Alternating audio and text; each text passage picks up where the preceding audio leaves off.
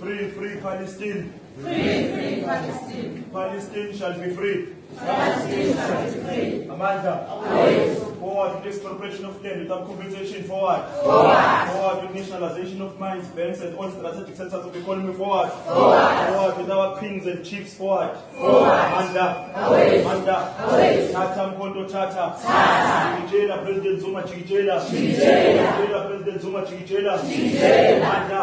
Away. Amanda. Away. Thank you very much. I think we'll have to disperse from here. Ne?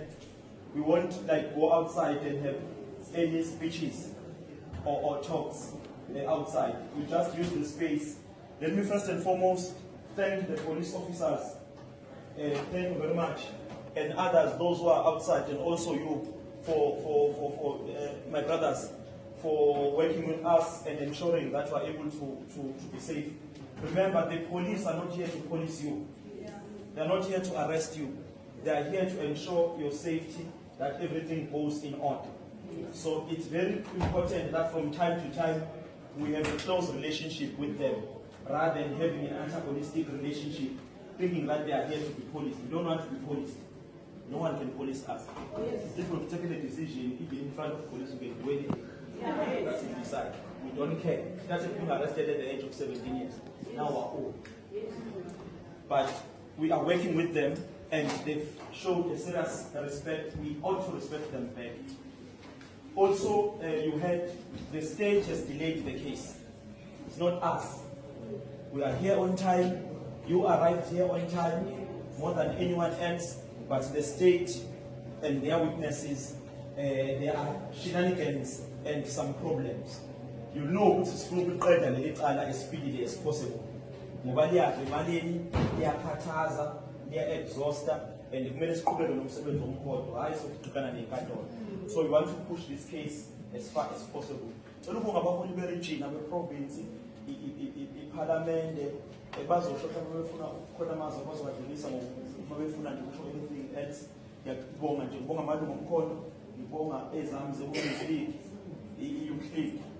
Now,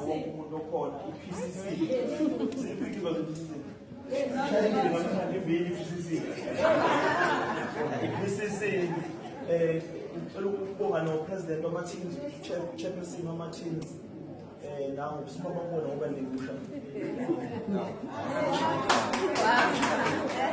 the structure as a 8 years to 25 years. That's a structure educating and learners command. Wow. Young pioneers. Yes. I think she's coming with from that angle. But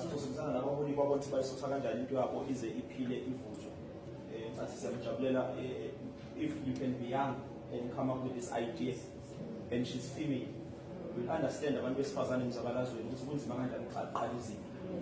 To understand abantu besifazane inkinga ababhekana nazo, but she is a strong young female.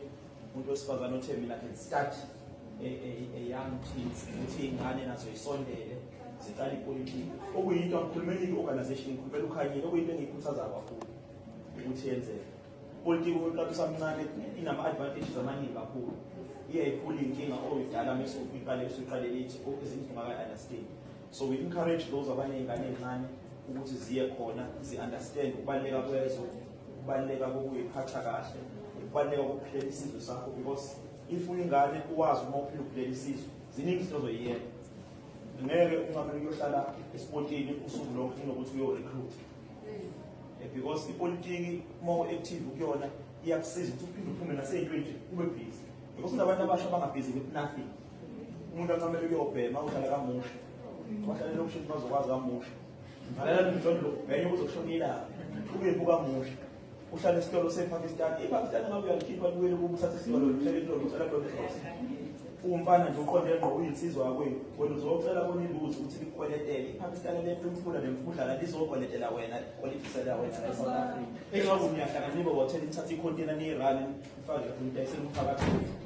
Izinto lezo abafundisi abangazenza kunokuthi ube nesibindi senkundla uye esibindi sokuxosha iPakistan.